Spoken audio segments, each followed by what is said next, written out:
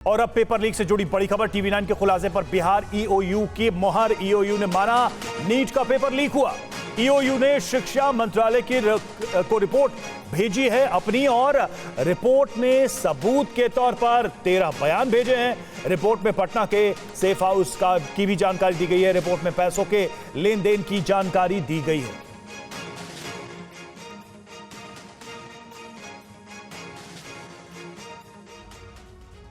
तो paper leak पर Bihar EOU की जो सीक्रेट रिपोर्ट है उससे जुड़ी बड़ी बातें हम आपको बताने जा रहे हैं। क्या क्या उसमें खुलासे हैं। तो पहला, नंबर 1, नीट परीक्षा का पेपर पटना में लीक हुआ, इस बात का जिक्र किया गया है इस रिपोर्ट में। और 2 जले हुए प्रश्न पत्र में 68 सवाल मैच हुए हैं, यह भी उसमें जिक्र है। झारखंड से पटना फोन कॉल आया था।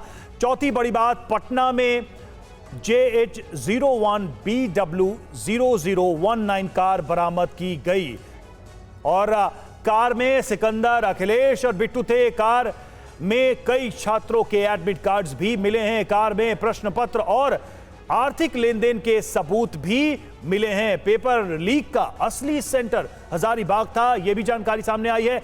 पटना के दानापुर के एक सरकारी दफ्तर में साजिश रची गई, और जो 10वां पॉइंट है, छात्रों को पटना से सेफ हाउस में रखा गया।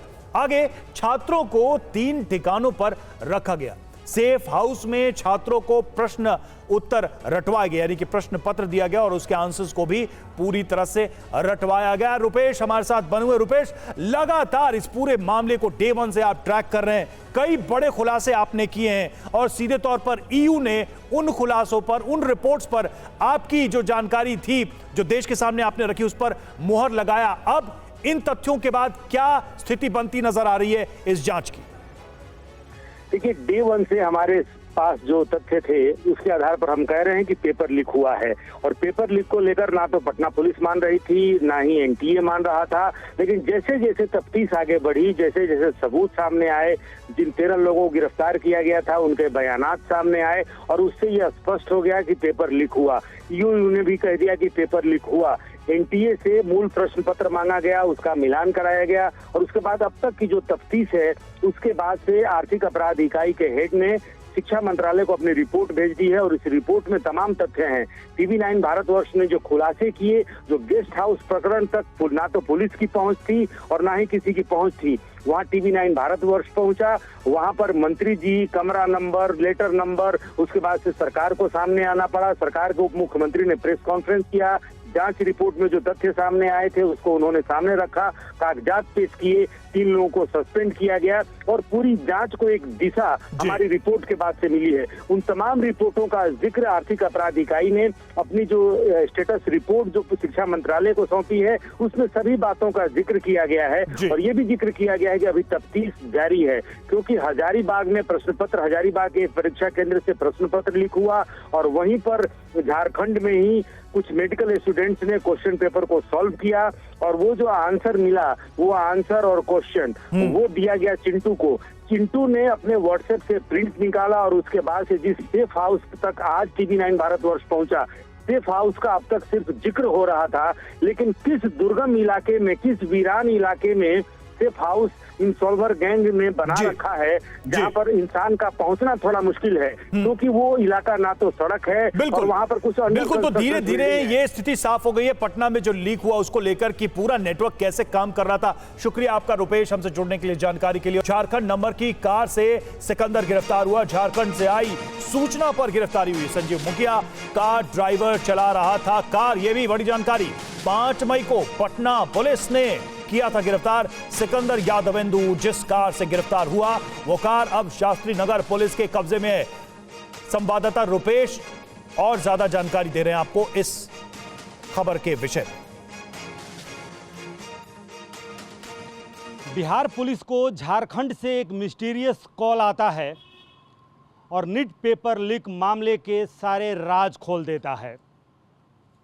और उस मिस्टीरियस कॉल में सिर्फ इतनी जानकारी होती है कि झारखंड से एक झारखंड नंबर की वाइट कलर की गाड़ी बिहार गई है, जिसमें क्या होने वाला है और जिसमें पेपर लीक मामले के सारे राज दफन हैं। और ये शास्त्री नगर थाना क्षेत्र के राजवंशी नगर मोड़ पर पुलिस जाल बिछाए रहती है। वैसे तो पुलिस पूरे पटना में नाकेबंदी करके और सबको ये नंबर J01BW0019 नंबर की वाइट डस्टर गाड़ी पटना में घूम रही है, सबको वायरलेस पर मैसेज जाता है 5 मई को, और इसके लिए जाल बिछाया जाता है। और अंततः ये जो गाड़ी है वो मिलती है राजबंशी नगर, जो शास्त्री नगर थाना क्षेत्र में राजवंशी नगर मोड़ है, और वहाँ पर, और इस गाड़ी में मिलता है सिकंदर यादव, जो इस पूरे मामले का एक मास्टरमाइंड है, जो बिहार सरकार का सरकारी कर्मचारी, और जिसकी गिरफ्तारी के बाद से और इसमें बिट्टू नाम का ड्राइवर,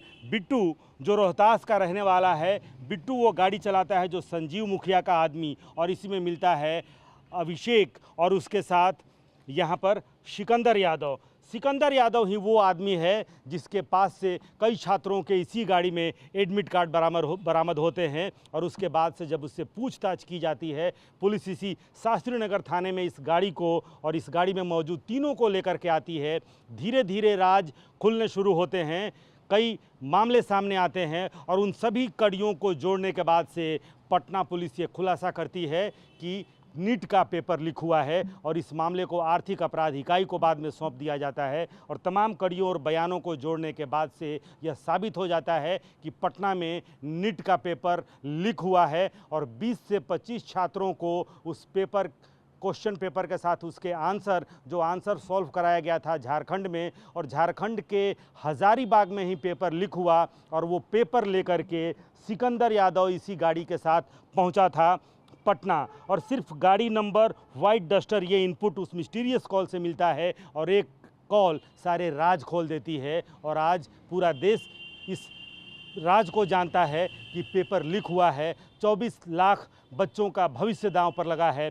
24 लाख बच्चे जिस वक्त परीक्षा दे रहे थे, उसी वक्त कुछ छात्र भी परीक्षा दे रहे थे जिनके दिमाग में पहले से ही क्वेश्चन रटा हुआ था, जिनकी माइंड में पहले से सारे सवालों के जवाब फिट थे, और वो परीक्षा केंद्र के अंदर थे। लेकिन पटना में 4 छात्रों को उनके परीक्षा केंद्र से गिरफ्तार किया जाता है, उनके अभिभावकों को गिरफ्तार किया जाता है, और इस गाड़ी से जितने एडमिट कार्ड बरामद होते हैं, उन सभी एडमिट कार्ड के आधार पर यह कार्रवाई होती है। सिकंदर यादव जो इस गाड़ी में मौजूद रहता है, सिकंदर यादव की निशानदेही पर वो तमाम ठिकानों तक पुलिस पहुंचती है। एक ठिकाना जो बच गया, जहां पर TV9 भारतवर्ष की टीम पहुंचती है, वो NH का गेस्ट हाउस, जहां पर राज दफन थे कि किस बड़े नेता, किस मंत्री जी के लोगों ने वहां पर कमरा बुक दिलाने में मदद की थी। उस मददगार का भी राज फास TV9 भारतवर्ष करता है। लेकिन ज़्यादातर राज जो खुलते हैं शुरू में, वो इसी गाड़ी की वजह से, और इसी गाड़ी में जो व्यक्ति मिलता है सिकंदर यादव, और उसके पास से जो कागजात बरामद होते हैं, फिर लालू खटाल के पास जो अपार्टमेंट है, वहाँ से कई चेकबुक, पासबुक, तमाम तरह के आर्थिक लेन देन के कागजात बरामद होते हैं। और ये वो गाड़ी है जो इस वक्त शास्त्री नगर थाने के अंदर खड़ी है। यही गाड़ी पेपर लीक मामले के, नीट पेपर लीक मामले के सारे राज फास कर देती है, सारे राज से पर्दा हटा देती है। और पेपर लीक मामले में तेजस्वी का बड़ा बयान सामने आया। जांच एजेंसी निष्पक्षता से जांच करे, यह कहा है तेजस्वी यादव ने, और संजीव मुखिया के कनेक्शन की जांच हो।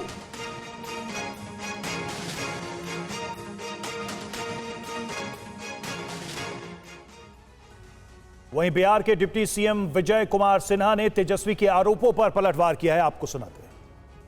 आप देखिएगा, लगातार जहां भी बीजेपी शासित राज्य है, पेपर लीक होता रहा है।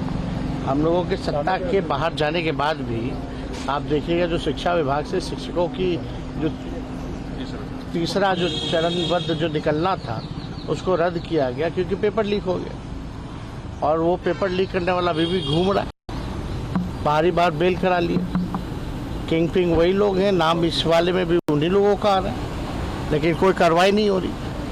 एक इनका सबसे अहम जो मुखिया है, संजीव मुखिया करके है। अब हम जांच एजेंसियों से अपील है कि संजीव मुखिया की जांच करें। सरकार से हम अपील करते हैं कि इसकी जांच कराएं। जो संजीव मुखिया, नीतीश मिश्रा, ये नीतीश कुमार, और जो एक और जो पकड़े गए हैं अमित आनंद, इन लोगों का हेड वही बताया जाता है जो हम लोगों ने पता किया। अब जांच कराया जाए, नहीं तो हमारे पास सारा तस्वीर वगैरह कौन कौन नेताओं के साथ क्या क्या है उस संजीव मुखिया का, वो हमको बताना पड़ेगा, दिखाना पड़ेगा, सार्वजनिक करना पड़ेगा। तो इससे बेहतर है कि जांच एजेंसियां जो है निष्पक्षता से जांच करें। देखिए, फोटो तो अभी रास्ता चलते कोई भी सेल्फी ले लेता है, कोई भी कहीं खिंचा लेता है। आपके पास प्रमाण है तो जारी करिए, उपलब्ध कराइए, होगी जांच, जो भी दोषी होगा होगी कार्रवाई। लेकिन बात बरगलाने के लिए, चेहरा छुपाने के लिए बहाना मत ढूंढिए। ये तेजस्वी यादव ने भी कहा कि संजीव मुखिया कौन है, संजीव मुखिया के ऊपर भी जांच होनी चाहिए, जो नालंदा जो भी है, जहां का भी है, सबकी जांच होनी चाहिए, क्योंकि बच्चों के भविष्य के साथ खिलवाड़ करने का बार बार इस तरह से माहौल से नकारात्मक वातावरण बनता है। इसमें सबको सहयोग करनी चाहिए और इसको दबाने और छुपाने वाले लोग अब बख्शे नहीं जाएंगे।